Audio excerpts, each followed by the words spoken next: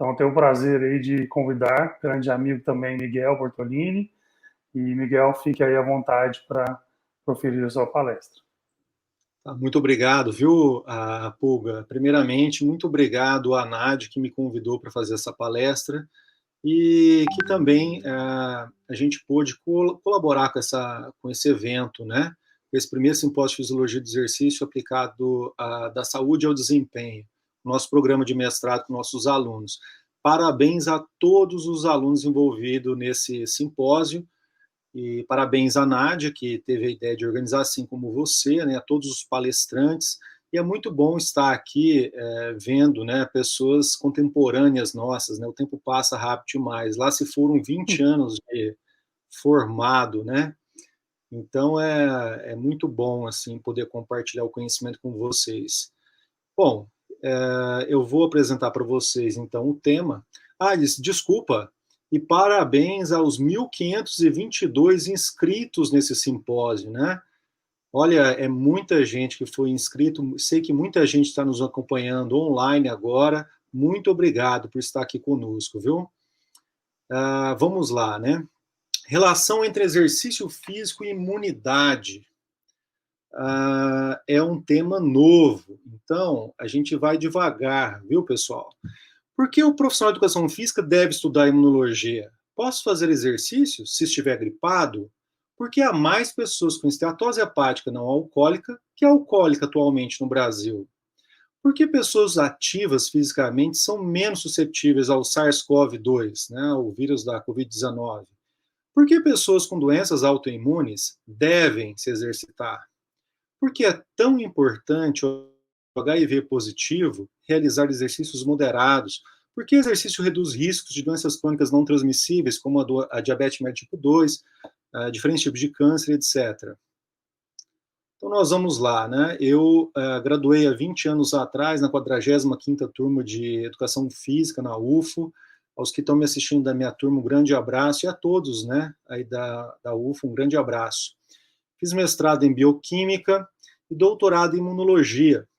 E meu doutorado começou em 2010, mas eu tive a ideia de fazer em 2008. E em 2008 me deparei que eu tinha que primeiro fazer a disciplina de Imunologia, né? E Parasitologia também, porque é um programa de doutorado em Parasitologia também. Ok. E 2008, coincidentemente, é um ano que marcou a Imunologia. Mudou muito a Imunologia nesse ano, né? Bom, vamos lá. Fazer uma divulgação aqui de coletâneas de histórias em quadrinhos, The Actives, que são coletâneas de HQs, pessoal, que fala sobre atividade física e saúde, e a de baixo sobre imunologia. Estão dispostos gratuitamente no site dessa editora. Tá? Aqui nossos contatos de rede social. Imunologia do exercício, background, né? Antes, eu esqueci de dizer, estamos no Outubro Rosa, mesmo onde que a gente combate o câncer de mama. Inclusive, é o câncer que, se a pessoa for ativa, é o menos susceptível, né? Dentre os 13 tipos de câncer. Voltando um pouquinho na história, essa foto aqui de 97, aqui a gente tem a Pedersen, por exemplo, foi ela que criou o nome miocinas, né? Citocinas ligadas, produzidas pelo músculo. Aqui o Rinat Nortoff, inclusive teve no Brasil em 2013. E aqui o Shepard foi o professor que fundou essa ICEI, né? Essa Sociedade Internacional de Imunologia do Exercício.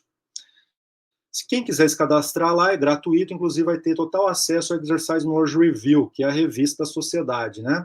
ICEI.dk. Se cadastrando lá, pessoal, a gente vai conseguir passar os Estados Unidos, né? Eles estão na nossa frente por pouco, acho que são uns 10, 15 sócios só. É gratuito para se cadastrar lá, tá? Façam isso, por favor, se puderem, né? Se quiserem. O primeiro simpósio brasileiro de imunologia no esporte foi realizado em fevereiro de 2013, ok? No início do ano. Inclusive, o Rinat Nortoff esteve em São Paulo, né? Na Unifesp. E aí eu fui lá para o 11º Simpósio Internacional da Sociedade Internacional de Imunologia em Newcastle, na Austrália. Tirei lá a fotinha, né? Como sempre, todo turista tira a fotinha, inclusive, infelizmente, estava com a mesma camiseta, né? Me pegaram no pulo. Me chamou a atenção lá na Austrália sobre o tabagismo, né? Eles aumentaram os cigarros em mais de 1000%. Você vê que é $34, né? Absurdo lá, mas diminuiu drasticamente as comorbidades relacionadas. Em 2014, logo antes da Copa do Mundo, teve o primeiro Congresso Internacional Atletas do Futuro. Vieram vários âncoras, né, mundiais, tanto relacionadas à genômica do esporte quanto à imunologia do exercício. Quem quiser, o ano que vem vai ter, a cada 2 anos, tem um simpósio do ICEI, 15º simpósio, em Tucson, Arizona, né? Vai ter que trabalhar um pouquinho, porque o dólar está caro, né, pessoal? Quantos profissionais de educação física presentes aqui nesse momento tiveram imunologia nas vossas grades curriculares, ou têm, né? Quando a gente se viu isso em 2012, que eu estava fazendo meu doutorado, eu tive uma ideia. Fui no IMEX, né, no IMEC, aliás, e consultamos lá 1.103 grades curriculares ativas de educação física. Dessa a gente conseguiu 695 completas, o plano de curso completo.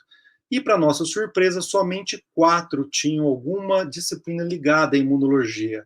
A gente vai fazer o mesmo estudo agora em 2022, né? Não sei quanto que vai aumentar, tomara que aumente bastante, né? Então, naquela época, não se tinha imunologia nos cursos de graduação em educação física no Brasil. A gente mandou o artigo para a Exercise Knowledge Review, né? Só que já tinha passado, é uma revista que é 1 volume por ano. Eles nos convidaram então para fazer a Open Letter. A gente fez, resumindo o nosso estudo, né? A importância de se ter imunologia.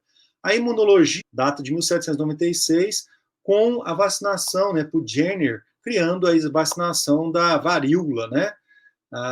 E a imunologia do exercício, esse nome foi dado por volta do início da década de 1980, tá, pessoal?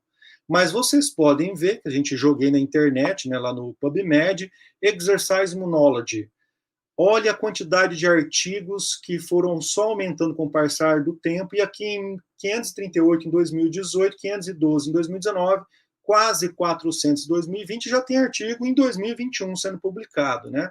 O primeiro que eu consegui achar foi em 1968, que é esse artigo aqui relacionando essas palavras-chave, ok? A Exercise Knowledge Review, em 2011, no seu 19º volume, ela publicou 2 revisões sistemáticas, vamos dizer assim, revisões da literatura, que foram um divisor de águas na imunologia do exercício. O primeiro é essa parte 1, né, parte 1, que é a função imune e exercício. O segundo é saúde, mantendo a saúde imunológica, vamos dizer assim, né? Isso aqui foram um divisor de águas porque eles pegaram tudo até esse momento, né, até mais ou menos 2010. Foi publicado em 2011. Imunologia, como a maioria dos estudantes de educação física não tiveram, eu acho, né, imunologia na sua grade curricular, eu vou fazer um breve resumo aqui. Imunologia, o sistema imune é hierárquico, nós temos células aí que comandam o sistema imune, né? Todo dia é uma batalha diferente, né? O sistema imune é dividido em inato, quer dizer, a gente nasce com, e adaptativo. Está se falando muito em imunologia ultimamente, né, pessoal? Aqui o sistema imune inato, a gente tem a pele, a saliva, por exemplo, então as secreções de mucosa, as próprias mucosas, nós temos células do sistema imune, inclusive que se comunicam com o sistema imune adaptativo, do sistema imune inato, nós temos proteínas, né, do sistema imune inato. Em 2008, 2009, foi descoberto as células linfóides inatas, né, na evolução elas estão abaixo das células linfóides, que a gente conhece, que é o sistema imune adaptativo. E no sistema imune adaptativo, a gente tem basicamente 2 tipos de linfócitos: os linfócitos B e os T's, mas os T's são divididos em 2, que são os generais do sistema imune, que são o CD4, e os CD8, que são altamente especializados, né? E eles têm que aprender, ou seja, têm que entrar em contato com o antígeno depois do seu nascimento, ok? Bom,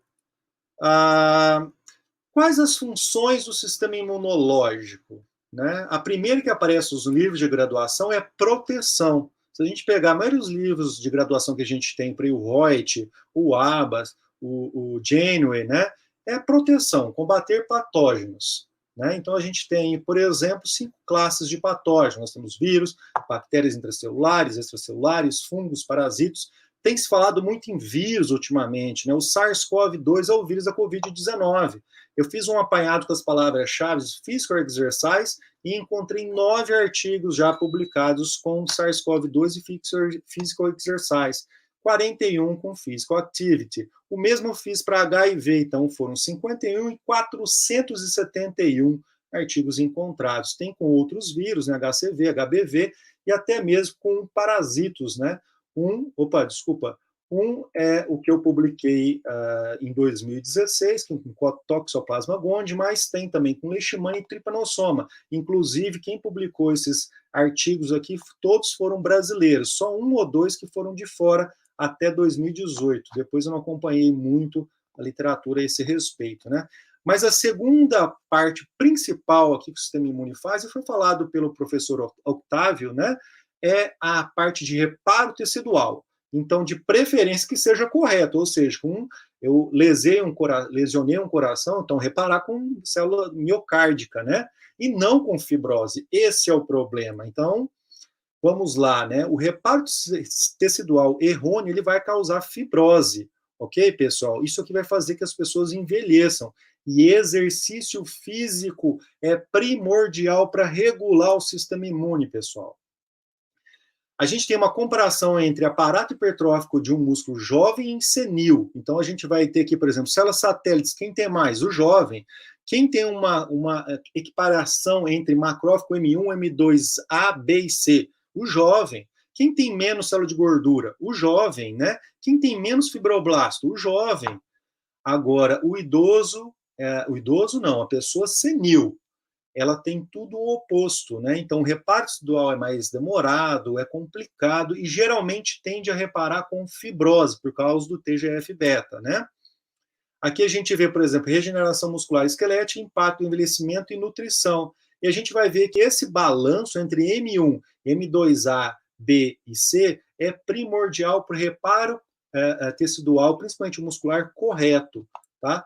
Não só o muscular. Sistema imunológico, mocinho ou bandido? Né? Vai depender, né, pessoal? Se ele tiver regulado, ele é mocinho. Se ele tiver desregulado, ele é bandido. Tudo que está em branco aqui, ó, é que quando o sistema imunológico está regulado, exceto na hora que eu vou transplantar um órgão. Porque quando eu vou transplantar um órgão, o médico vai receitar um imunossupressor. Então, nesse caso, o sistema imune vai estar desregulado, ou seja, imunossuprimido, por exemplo, mas isso vai ser uma coisa boa. Para o restante todo, é que ele esteja regulado, inclusive para a senescência, envelhecimento considerado normal, né? E não a senilidade, que é um envelhecimento precoce. A maioria da mortalidade em 1930 era por doenças infectoparasitárias. Em alguns lugares no Brasil ainda o é, tá? Como regiões mais afastadas, o norte, o nordeste, interior, às vezes o é. Mas atualmente são por doenças crônicas não transmissíveis, como do aparelho respiratório e neoplasias, por exemplo. Né? Inflamar é bom ou ruim? Vai depender. Né? Os pacientes de Covid-19 grave que o digam, tanto que o fármaco utilizado, nesse caso dos graves, são corticoides, né? Para acalmar o sistema imune da pessoa e diminuir o risco de morte. Né? Imunologia do exercício. Lembrar de novo sobre o Outubro Rosa, hein, pessoal? Inflamação crônica e etiologia das doenças durante a vida. E eu queria chamar a atenção de vocês, olha a qualidade das revistas que estão falando de exercício físico. Nature Medicine, Lancet, The Lancet e assim por diante, né? Eu gosto muito de figura, e esse aqui é muito interessante, porque ele traz uma engrenagem, essa animação foi eu que fiz, né? Não estava no artigo, claro, e a gente vê aqui, por exemplo, inflexão crônica, inatividade física, obesidade, desbiose, dieta, o estresse crônico, o distúrbio de sono, que foi falado na primeira palestra, né? Xenobióticos, vão gerar uma inflamação crônica sistêmica, que vai gerar um monte aqui de doenças. Por exemplo, síndrome metabólica, diabetes tipo 2, a esteatose hepática não alcoólica, doenças cardiovasculares, diferentes tipos de câncer, o de mama é o principal que é afetado pelo exercício, depressão, né, é uma doença imunológica por disfunção do sistema imune, foi até falado um pouco na primeira palestra, desencadeamento e agravamento de doenças autoimunes, neurodegeneração, doenças neurodegenerativas, sarcopenia e osteoporose e envelhecimento do sistema imune, imunossenescência. Aqui a gente vê algumas diferenças entre inflamação aguda e sistêmica, né, crônica. O que mais me chama a atenção é a lesão tecidual. E não é só no músculo, é em todos os tecidos. O seu sistema imune ele pode ficar danificado. Se ele ficar desregulado, ele afeta todos os tecidos, né? Desculpa, e o sedentarismo e a obesidade corroboram muito para essa inflamação aqui, ó, como falado no slide anterior. Inclusive, se tiver alguém que está gestante aí nesse momento, né, é importante ficar exercitada, porque o fato é que mulheres, se ficar muito obesa e sedentária, pode influenciar a programação do sistema imunológico da sua prole no futuro. Então, vai aumentar o risco dessas doenças crônicas não transmissíveis, né? Aqui também publicado na Nature, a inatividade e obesidade levam à inflamação crônica, diferentes tipos de doenças que eu já até falei, mas em nenhum lugar está aqui o ônus econômico. Então, prestar atenção nisso aqui, viu? Ônus econômico, dinheiro. Ficar exercitado economiza dinheiro, né? Isso aqui também é do mesmo artigo, e aqui a gente destaca a disfunção imune, inflamação crônica. Inclusive, aí para os jovens que o professor aí anterior falou, o professor Otávio, né? Estão tomando aí um certo medicamento. Na Nature Review Urology apareceu sobre esse artigo, né? Disfunção erétil aqui e exercício físico. Susceptibilidade a patógenos, né? Dentre eles nós temos aí tripanossomias, o Trypanosoma cruzi, por exemplo, leishmania, né? A leishmaniose, né? A leishmania, e nós temos também toxoplasmose, no caso aqui meu artigo de doutorado, né? O Toxoplasma gondii. A idade biológica é mais importante, viu, pessoal? Olha só esse estudo aqui.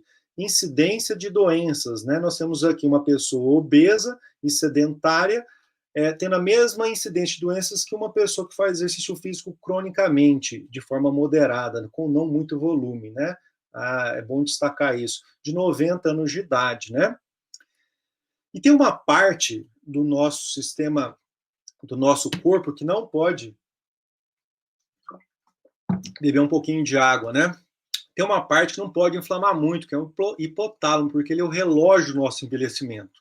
Ele está relacionado ao nosso envelhecimento, ele controla o nosso envelhecimento. Foi colocado, por exemplo, nesse estudo da Nature também, né? Eles fizeram nocaute aqui para IKK, que é uma enzima que ativa o NF-κB, que é um fator transcricional pró-inflamatório, e os animais que não inflamavam o hipotálamo aumentaram o tempo de vida em 30%, comparado com que inflamavam muito, e 20% comparado com os que inflamavam o controle, né? Ou seja, inflamação hipotalâmica gera senilidade, envelhecimento precoce. Quem é mais velho aqui, né, pessoal? Na realidade, eles têm a mesma idade cronológica, mas biológica, não. Isso aqui é um artigo, uma figura de um artigo da Science, 2009, e passado pelo professor Nilson, né, Penha Silva, que fala de restrição calórica, mas o exercício físico deve fazer o mesmo aí, né? E até o professor anterior, o Octávio, falou um pouquinho, né, dos atletas que fazem muito exercício. Inclusive, fazer muito exercício com alto volume é nocivo para a função do sistema imune. Inclusive, eles têm uma função até mais precária que um sedentário. E a pessoa que se exercita habitualmente, moderadamente, né, etc., ela tem uma função melhor do sistema imunológico, tá? Isso com o envelhecimento. Então, os nossos conhecimentos atuais e novos desafios para a imunologia do exercício, exatamente os autores desse paper, né, que são os mesmos do paper anterior, eles colocam essa mesma curva e falam da inflamação progressiva versus envelhecimento do sistema imune. Qual que é a dose correta aí, né? Sabe que exercício físico moderado, né, de 150 a 300 minutos por semana de exercício físico aeróbico, 2 sessões de exercício resistido, né, para grandes músculos por semana, segundo a OMS, mas qual que é essa dose, né? Pode o exercício afetar a função imune para aumentar a susceptibilidade à infecção? Sim, pessoal, pode. Se você fizer muito exercício, como estava colocado ali, você vai ficar mais susceptível à infecção. Na realidade é o seguinte, né? A dose é muito importante. Eu não posso tomar pouco do medicamento ou muito do medicamento. Tem que tomar a dose correta. O exercício, como falou a professora Ana Karen, é a dose, né? O exercício é uma prescrição de um fármaco, vamos dizer assim, né?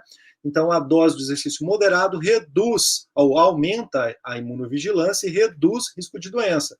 Agora, se eu for sedentário ou fizer muito exercício, uma carga muito extenuante, eu vou diminuir a imunovigilância e aumentar o risco de doenças, né? Esse slide aqui é do mesmo artigo, ele traz aqui para nós, então, alguns parâmetros. A gente vê aqui a função química, nós vemos aqui a taxa de CD4, que são os generais do sistema imune pelo CD8, né? As células naíves, que isso é muito importante para a resposta imune adaptativa, né? As células senescentes, geroncinas, né, ou geronkines, aqui que está colocado, que já foi citado na palestra anterior, TNF-alfa, IL-6, proteína C reativa, dentre outras, né? E a gente vê aqui, então, que tudo acontece ao inverso quando eu faço a dose correta de exercício físico. Com o envelhecimento, eu vou ter, por exemplo, esses marcadores aqui, as geroncinas, tudo diminui, né? E diminuindo, eu vou diminuir risco de doenças, né? Só um adendo a essa figura aqui, que eu peguei de um outro artigo, é que eu aumento T regulatórias, tá, pessoal? E as T regulatórias, elas são generais da corregedoria, elas liberam substâncias anti-inflamatórias, ok? Que vão controlar os outros aí que inflamam demais de vez em quando, né? Direta e indiretamente, o exercício estimula a produção e liberação de cortisol. Isso mesmo, pessoal.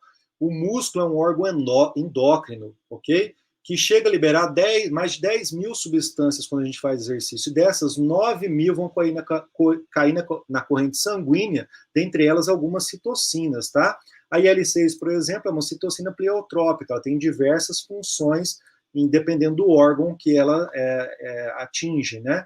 E é muito importante aqui, antes a gente falava da tríade, sistema nervoso central, sistema nervoso, né, sistema endócrino e sistema imunológico. Vamos acrescentar aqui microbioma. Interessantíssimo esses 4 fatores aqui, tá? E aqui nós temos, então, células adipócitas e sistema muscular, ok? Então, são 2 grandes glândulas aqui. Importantíssimo isso. De forma indireta, a IL-6, por exemplo, ela vai lá no núcleo paraventricular hipotalâmico e manda fabricar CRF, que cai lá na apófise anterior e então estimula a fabricação de ACTH, que cai na corrente sanguínea e manda a adrenal produzir, por exemplo, cortisol. Isso aqui foi até um esquema que a gente colocou na nossa tese, né, na revisão bibliográfica.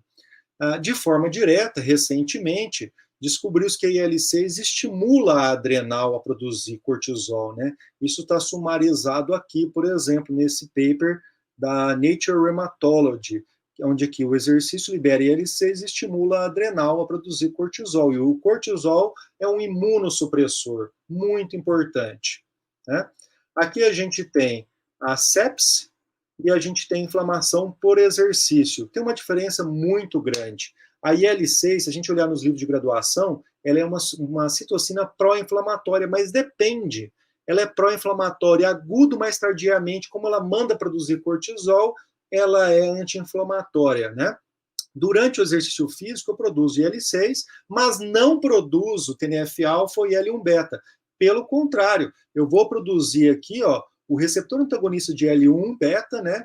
E IL-10, que são substâncias anti-inflamatórias, dentre outras substâncias. Então, é uma diferença muito grande de inflamação para o exercício. Agora, imunologia do exercício aplicada. Exemplo, cereja do bolo, né? Vamos aproveitar agora a imunologia do exercício. Exercício e capacidade física na era do distanciamento social durante a pandemia da Covid-19, né? É interessantíssimo isso daí. Eles colocaram sobre asma. Lembrar que asmático é grupo de fator de risco para a Covid-19. Eles têm, no sistema imune de mucosa, eles inflamam muito facilmente. Então, eles fizeram aqui, por que fazer exercício? É primordial mesmo essa pandemia que o asmático continue fazendo exercício, tá? Mas tem que ter alguns cuidados. E para isso, eles deram dicas para nós. Eu vou salientar aqui. Por exemplo, respirar através de seu nariz para exercícios leves, né? E do seu diafragma durante exercícios moderados e vigorosos. Lembrar que a asma pode ser desencadeada pelo exercício. Talvez o lactato esteja envolvido nesse processo, tá? Esse pseudo-hormônio aí. Além disso, é importantíssimo, essa aqui é uma dica que não está nesse artigo, mas eu gostaria de acrescentar, se manter hidratado. Porque se eu me manter hidratado, eu vou produzir o muco em todos os meus sistemas de mucosa. E aí isso reduz a inflamação, inclusive no tracto respiratório, tá, pessoal? Importantíssimo isso. Covid-19 é a imunomodulação induzida pelo exercício. Voltar aqui um pouquinho. Autores brasileiros, viu, pessoal? Lá da Federal de Pernambuco. Importantíssimo isso. Na conclusão me chamou a atenção aqui, né? Eu já imaginava isso, mas é interessante o paper deles. É um paper pequeno, um artigo pequeno, mas interessante. Exercício leve a moderado pode ser uma ferramenta importante para melhorar as respostas imunológicas contra a progressão da infecção por SARS-CoV-2. Né? Talvez no futuro, profissionais de educação física vão estar trabalhando dentro do hospital e dependendo da gravidade da doença, nós vamos estar de alguma forma tentando estimular o músculo daquelas pessoas internadas a fazer exercício. Né?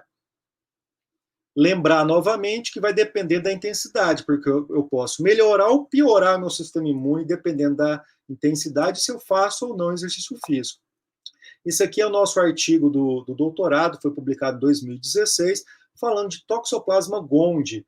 E os animais que foram infectados com Toxoplasma gondii, mas eram previamente exercitados, eles viveram mais tempo, né, e eles produziram mais interferon gama, que é uma citocina marcada por perfil TH1, que se defende contra o Toxoplasma gondii, tá, pessoal? Aqui uma colaboração que eu fiz, inclusive com o professor Pulga, né, Pulga? Com o professor Nilson Pen e com o Marco Aurélio, aí, sobre exercício combinado e resistido para a sobrevivência de câncer de mama. Olha só que importante nesse mês que a gente está, né? Efeitos do exercício no microambiente tumoral, publicado aonde? Né, no grupo da Nature. Olha que importante isso daqui, né? Advanced Experimental Medicine, né? E aí a gente vai entrar numa outra seara, que é o quê? A oncologia do exercício. Mas a minha pergunta é, vocês já estão estudando imunologia? Para entender a oncologia, você tem que estudar imunologia primeiro, né? E aí essa seara a gente tem que desbravar sim, mas com cautela. A gente tem que se preparar para mexer com o paciente oncológico, né? Obesidade prejudica a resposta imune adaptativa contra o vírus na influenza. Por que eu estou falando de obesidade? Porque o Brasil ganhou muito peso ultimamente, né? Principalmente crianças. E aí a gente vê nessa Frontiers in Pediatrics, obesidade pediátrica e sistema imune. Isso aqui não vale só para as crianças, mas para os adultos também, né? A gente vê que, por exemplo, a célula adipócita, ela pode produzir leptina, se ela hipertrofiar. Quando ela está menor, ela produz adiponectina. A diferença das duas é uma só. A adiponectina é anti-inflamatória e leptina é pró-inflamatória. A leptina intervém positivamente inflamando praticamente todas as células do sistema imunológico, e aí a pessoa que engorda ela, além de produzir mais leptina, vai produzir menos adiponectina, e ela fica inflamada cronicamente, né? E aí as adipocinas, o padrão de adipocina vai ficar maior, quer dizer, para substâncias pró-inflamatórias, tá? E menos para anti-inflamatórias. E a pergunta que fica é, por exemplo, a obesidade, né? Então ela vai desenvolver hiperresponsividade das vias aéreas, por exemplo. E o vírus do SARS-CoV-2 relacionado à obesidade? A pessoa ser obesa, não um pouquinho acima do peso, mas obesa, também deve ser encarada como fator de risco para a Covid-19, tá, pessoal? E como que fica, então, a proteção contra patógenos e reparo tecidual para a pessoa obesa? Proteção contra patógenos é diminuído para a pessoa obesa, ela vai ficar mais suscetível a todos os patógenos. E o reparo tecidual dela vai tender a reparar com fibrose, porque ela vai ativar mais a fabricação de TGF-beta, por exemplo, que ativa fibroblasto, que produz, então, as nossas fibroses, e não o tecido daquele tecido. Por exemplo, músculo. Eu teria que reparar com músculo, e não com fibrose, né? E agora que vem um artigo muito interessante. Fatores que influenciam na resposta imune e vacinas. Todo mundo aí está esperando essa vacina, né? Vamos ver os fatores que influenciam nessa resposta imune a vacinas? Quem está lá? Exercício físico. Então, assim, ó, se você quer receber a vacina, quer ficar bem protegido, já vá se exercitando. Porque se você for sedentário, ainda mais se for obeso, você pode receber a vacina, mas ter uma proteção um pouco menor do que uma pessoa que é exercitada e não obesa, tá? Tem outros fatores aqui, tá, pessoal? Mas eu não vou falar devido ao tempo. Considerações finais, vamos lá. Por que o profissional de educação física deve estudar imunologia? Bom, se você assistiu toda a minha palestra, você já tem a sua resposta. Tem N motivos por que vocês devem estudar imunologia, né, pessoal? N motivos. Quantos profissionais de educação física você conhece que atendem especificamente asmático ou paciente oncológico, ou qualquer outro paciente específico com uma determinada doença? Por exemplo, doenças reumatológicas, né? Faço essa pergunta. O que eles fizeram para ter tais competências? Será que fizeram especialização, aprenderam na graduação? Será que estudaram imunologia? A base tem que vir da graduação, pessoal. E nós temos aí, precisamos também de imunologia nos cursos de educação física, assim como outras disciplinas como bioquímica, genética, a biofísica, epidemiologia, farmacologia, patologia. Disciplinas básicas para formar um profissional sólido. O profissional de educação física, né, deve se especializar mais, especialmente para atender pacientes com doenças específicas, ok? Educação física escolar deveria ser todos os dias e não uma ou duas vezes por semana. Por que eu estou falando isso?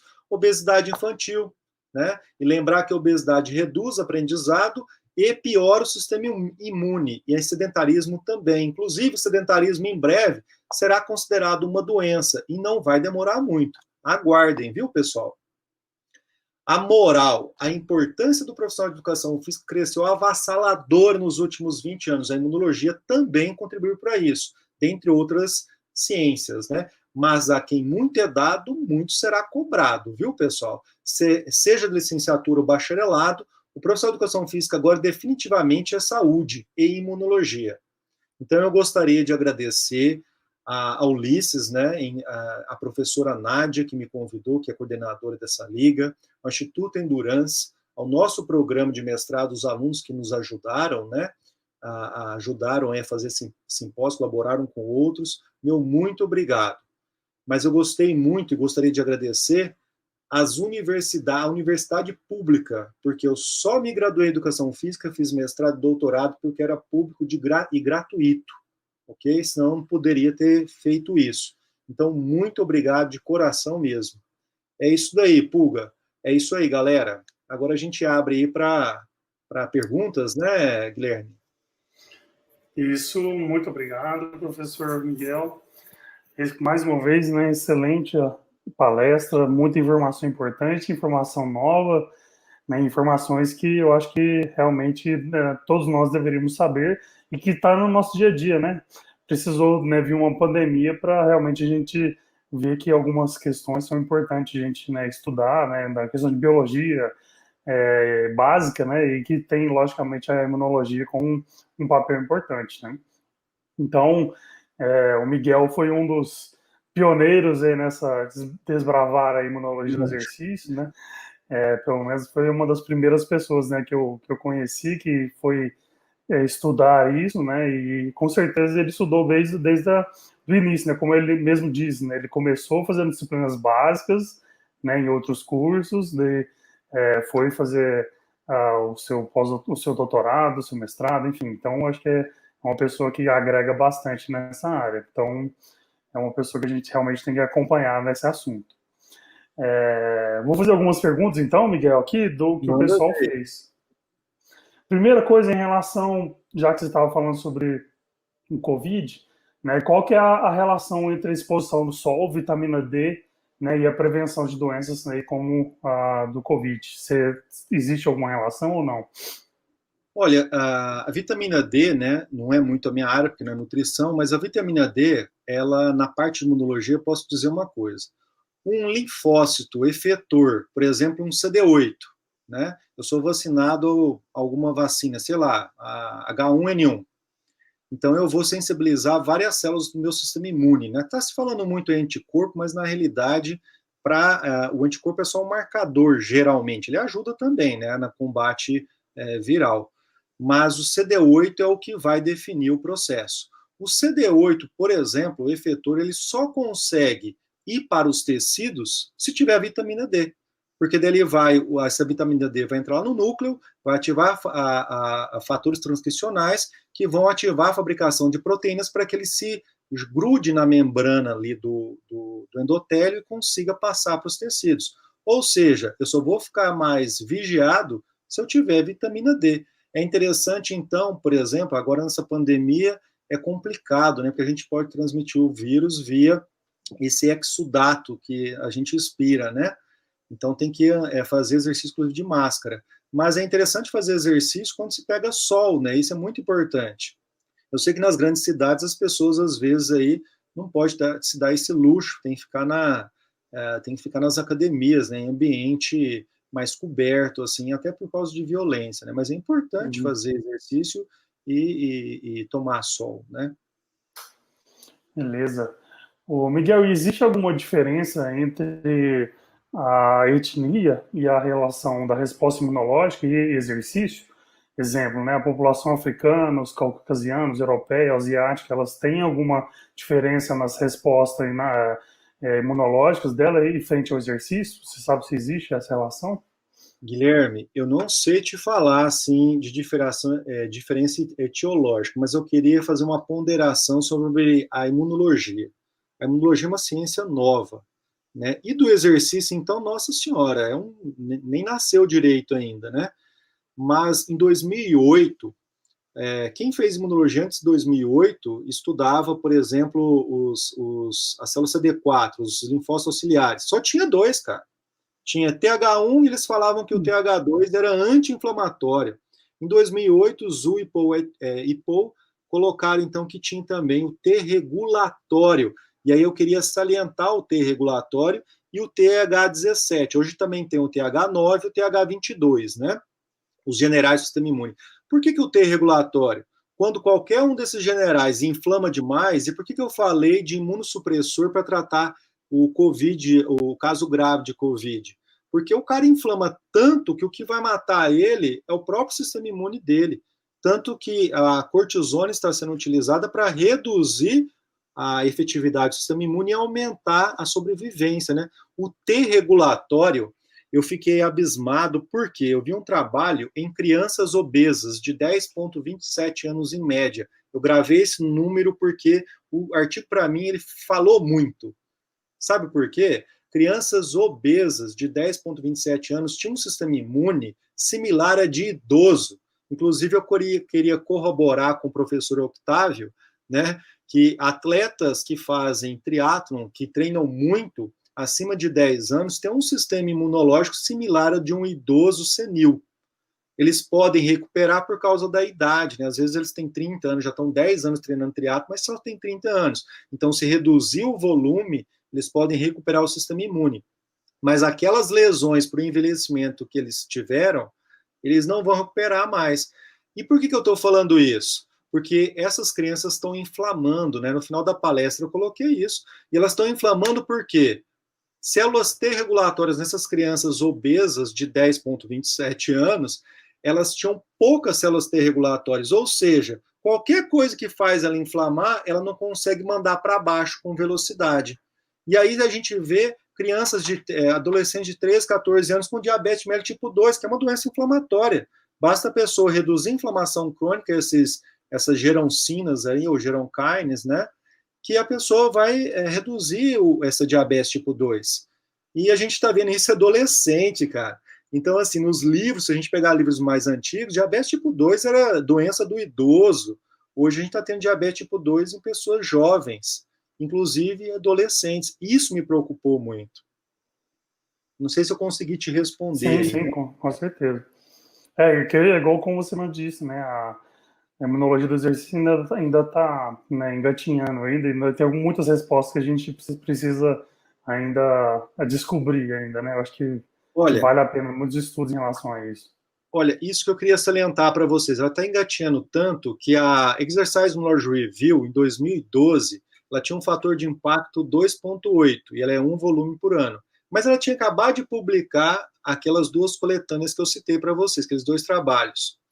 Ela pulou para 9,9 em 2014, principalmente por causa das coletâneas que foram hipercitadas. Por quê? Elas pegaram tudo para trás de imunologia do exercício. E a imunologia hoje, né, a gente vê essas doenças crônicas não transmissíveis. O brasileiro, o ano 2018, 63% da população brasileira morreu de doenças crônicas não transmissíveis. Na Europa, tem país lá que chegou a 88,5% morreram de doenças crônicas não transmissíveis. O que todas as doenças crônicas não transmissíveis têm em comum? Inflamação sistêmica crônica de baixa intensidade. Por exemplo, maiores concentrações de TNF-alfa, IL-1-beta, dentre outras citocinas, principalmente o TNF-alfa, que vai ativar a inflamação em todos os tecidos e desregular o sistema imunológico. Isso é muito importante. Você vê ali, né? Eu falei que até a grávida, eu fiquei surpreso com isso.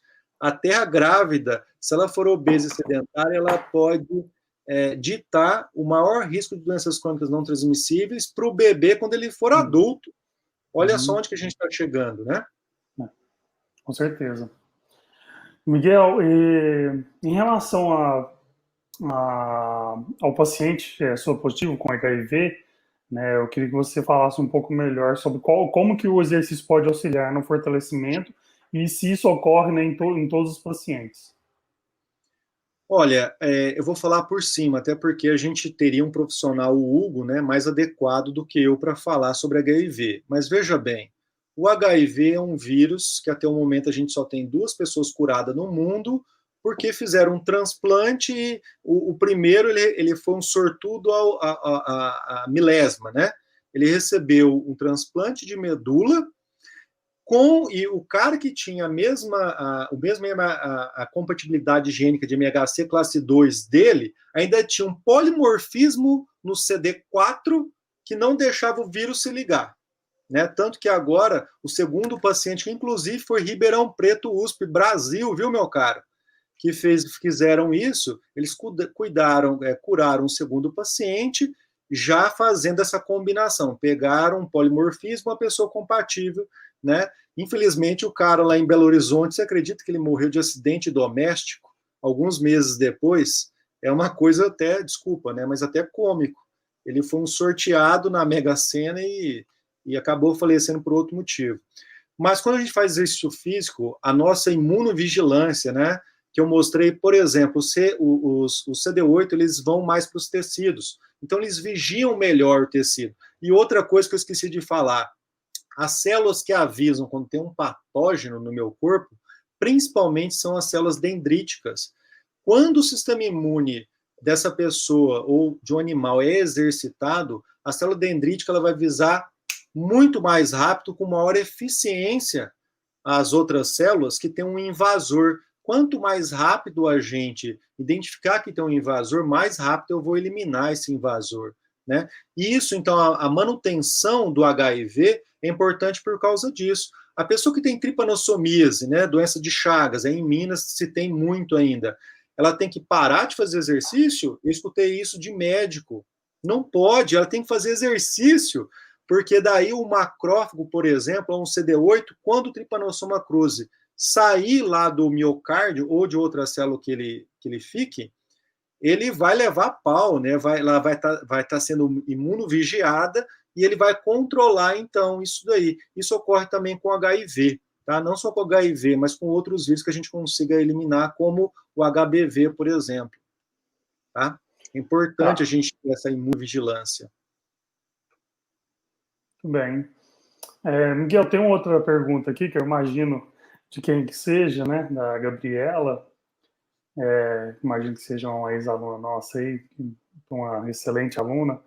Ela quer que você nos fale, que num slide que você mostrou, em relação à atividade simpática, né, e o sistema imunológico, se existe alguma relação entre a atividade simpática, né, normal e alguma pessoa que tem uma hiperatividade simpática por uma condição patológica, se isso pode afetar o sistema imunológico. Cara, olha que eu até tinha esquecido, anotei aqui, porque eu vi as outras 2 palestras, né? Vamos falar o sistema imune, as células imunológicas têm receptores para adrenalina, por exemplo. Então, quando você libera adrenalina, sabe o que o sistema imune entende?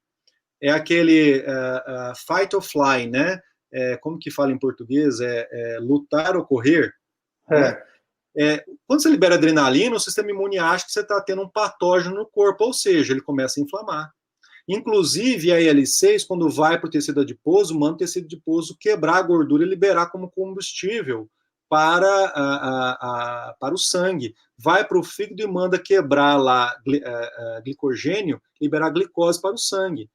Então, o que acontece? O sistema simpático ativa o sistema pró-inflamatório, tá? E eu queria fazer uma junção, porque o nervo vago que o professor estava falando ali, ele inerva praticamente todas as vísceras, exceto o baço, se não me falha a memória.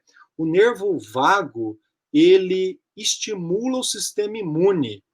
Se você quiser mudar o fenótipo de macrófagos residentes de vísceras, eu posso estimular com um eletrodo, inclusive está fazendo isso, tá? Com tipo um marca-passo que é instalado no paciente, estimulando nervo vago que vai modificar o sistema imunológico, né? Então, o sistema imune, junto com o sistema neuronal, o microbioma, que eu esqueci de falar, a microbiologia seria importante adicionar também para o profissional de educação física, junto com o sistema endócrino, e aí o músculo é um órgão endócrino, e lembrar muito disso, inclusive a maior glândula, se você for exercitado e não obeso, é a maior glândula que a gente tem no corpo, né?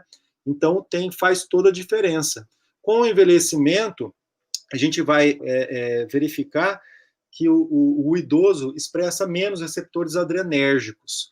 No entanto, ele fica inflamado, ele tem uma tendência a ficar inflamado cronicamente. Por exemplo, um idoso ele chega a expressar 4 vezes mais TNF-alfa e seus receptores do que uma pessoa jovem, né? Então, ele tende a ter mais comorbidades, doenças crônicas não transmissíveis, que uma pessoa jovem. Eu queria falar mais um pouquinho, se eu tiver tempo, Pulga.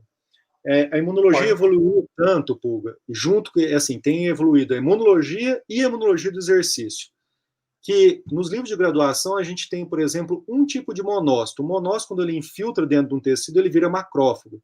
Na realidade, a gente tem, no mínimo, 3 tipos de monócito, né?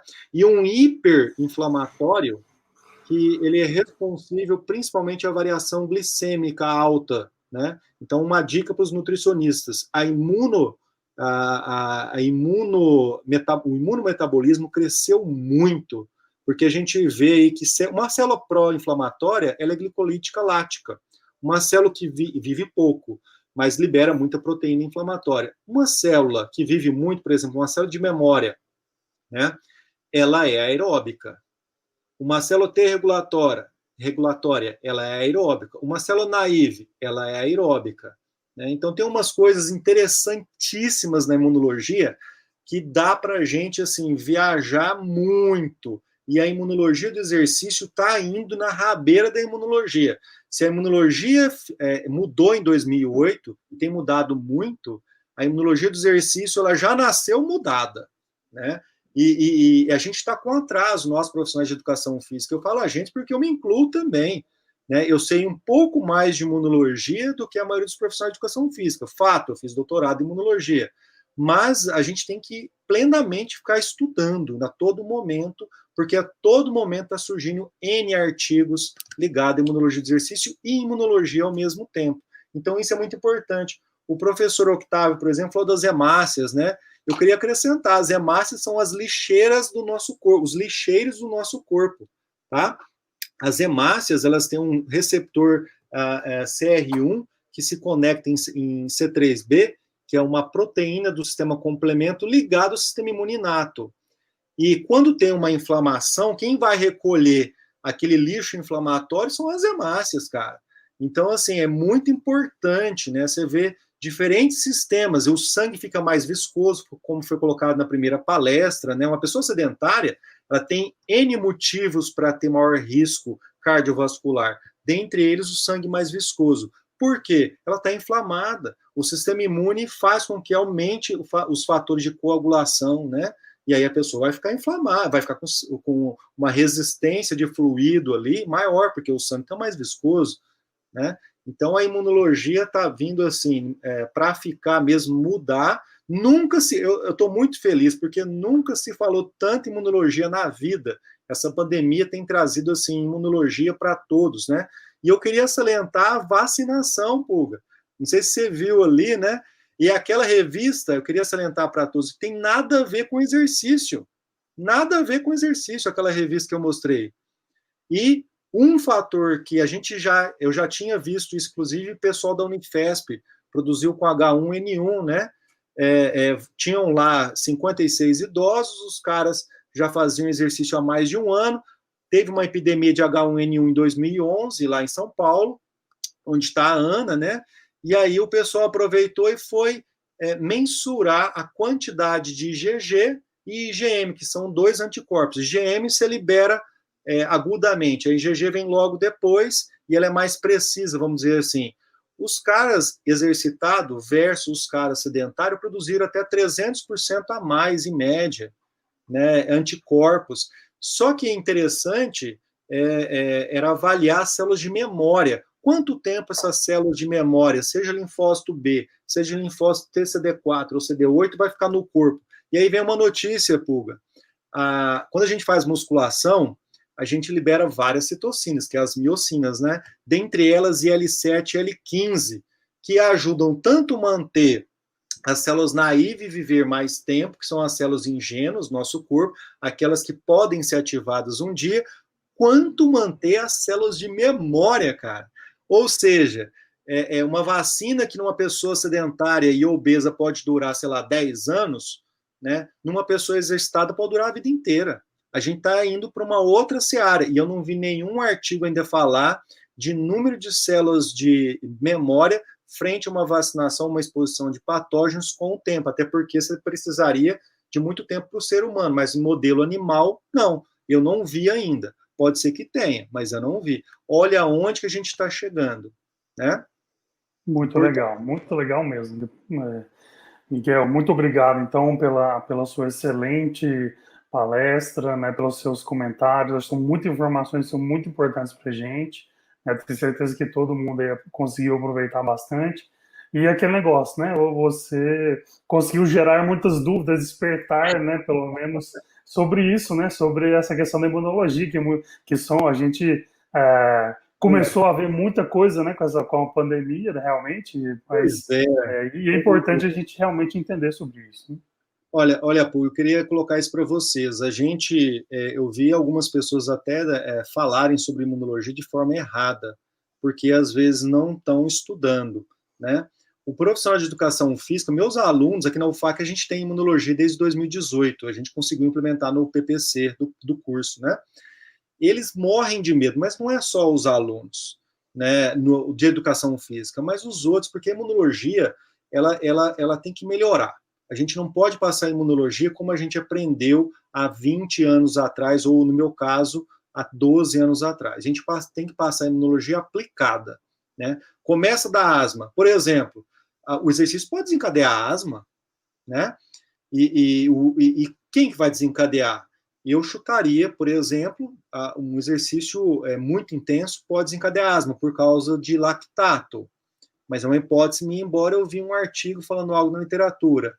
Mas, assim, tem um profissional de educação física que você conheça, por exemplo? Eu não conheço. Especialista em exercício físico para asma, na academia do bairro? Não tem. Nós estamos precisando de especialistas.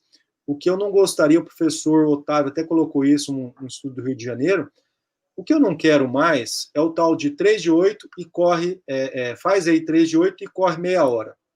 Isso aí não dá mais para aguentar. Isso é muito bom para alguém de 18 anos que não tem nenhum problema patológico.